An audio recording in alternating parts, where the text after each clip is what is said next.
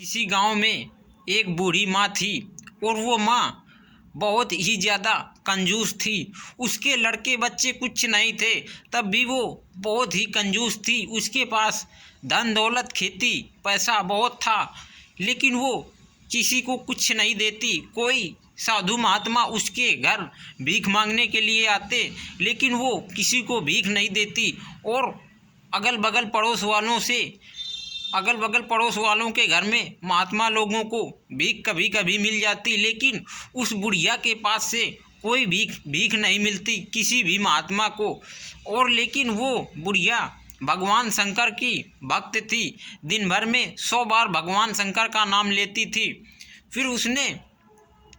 फिर ये बात धीरे धीरे पहुंच गई भगवान शंकर के पास। तो भगवान शंकर ने सोचा कि ये बुढ़िया मेरा नाम लेती है और किसी को दान पुण्य नहीं करती है, किसी महात्मा को कभी भीख नहीं दिया है। तो भगवान शंकर स्वयं आए बुढ़िया के घर भीख मांगने के लिए और बोले कि माता जी मुझे भी भिक्षा दीजिए। जब भिक्षा लेने भगवान शंकर आए तो उस बुढ़िया ने बोला कि कहाँ बाबा जी, सुबह सुबह आ गए हो मेरे घर में तो कुछ नहीं है। सुबह सुबह से आ गए हो, जाओ, अभी कुछ नहीं मिलेगा, दोपहर को मिलेगा। तो बाबा वापस चले गए, बोले कि ठीक है माता जी, मैं दोपहर को आऊँगा। फिर वो दोपहर को जब बाबा आए तो उस बुढ़िया ने बोला कि अरे बाबा, मेरे यहाँ सुबह आए थे, मेरे यहाँ कुछ नहीं है और अब भी नहीं मिलेगा, कल मिलेगा। बाबा ने सोचा कि ठीक है माता जी, मैं आज यहीं रहता हूँ, मैं कल फिर आऊँगा। फिर जब कल हुआ तो कल फिर माता जी के घर में भिक्षा लेने आए बाबा। फिर बाबा जी जब भिक्षा लेने आए तो वो बुढ़िया बोली कि अरे महात्मा जी, आपको मैंने कल भगाया 2 बार, फिर आप यहाँ पर आ गए हो। मेरे घर में भिक्षा इच्छा कोई नहीं मिलती है, मेरे घर में कुछ नहीं है खाने के लिए। तो बाबा ने सोचा कि लगता है इस बुढ़िया से कुछ नहीं भिक्षा मिलेगी, तो बाबा वापस लौट गए। फिर इसके बाद बुढ़िया का जब समय हो गया मरने का, तो बुढ़िया के पास यमराज के दूत आए। तो बुढ़िया ने उनसे बोला कि तुम कौन हो। वो यमराज के दूत बोले कि मैं यमराज के दूत हूँ, तुम्हें ले जाने के लिए आया हूँ। तो माता जी ने बोले कि मैंने भगवान शिव शंकर का नाम लिया है और उनकी पूजा करती हूँ, मुझे भगवान शंकर के पास जाना है, मुझे आप क्यों ले जा रहे हो।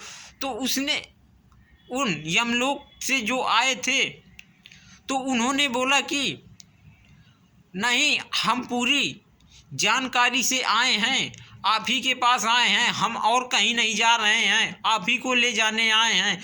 फिर बुढ़िया ने बोला कि नहीं, मुझे भगवान शंकर के पास जाना है। तो फिर भगवान शंकर के पास मुझे एक बार ले चलो, उनसे बात करा दो, फिर इसके बाद मुझे आप जहाँ ले जाओगे मैं चलूँगी। फिर भगवान शंकर के पास वो उन्हें ले गए बुढ़िया को। जब वो बुढ़िया भगवान शंकर के पास गई तो भगवान शंकर से बोली कि बाबा, मैंने आपकी पूजा बहुत किया है और आपका नाम भी बहुत लिया है, तो मुझे क्या नरक मिलेगा।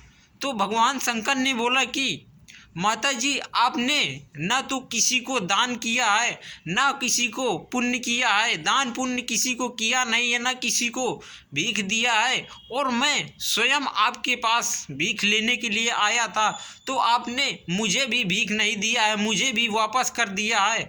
तो आपको स्वर्ग नहीं मिल पाएगा, आपको नरक ही मिलेगा।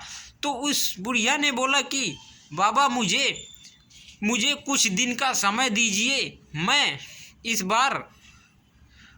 बार दान पुण्य खूब करूँगी। तो बाबा ने उसे बुढ़िया से बोला कि मैं तुम्हें 1 हफ्ते का समय देता हूँ और 1 हफ्ते में तुम जितना दान पुण्य करना चाहती हो दान पुण्य कर लो।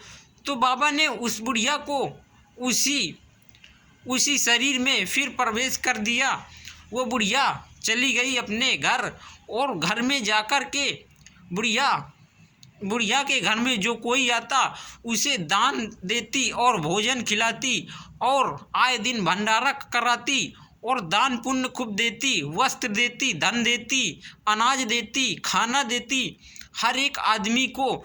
और वो जब उसके घर में कोई महात्मा नहीं आते तो वो स्वयं महात्मा के पास भोजन पठाती और बहुत दान किया।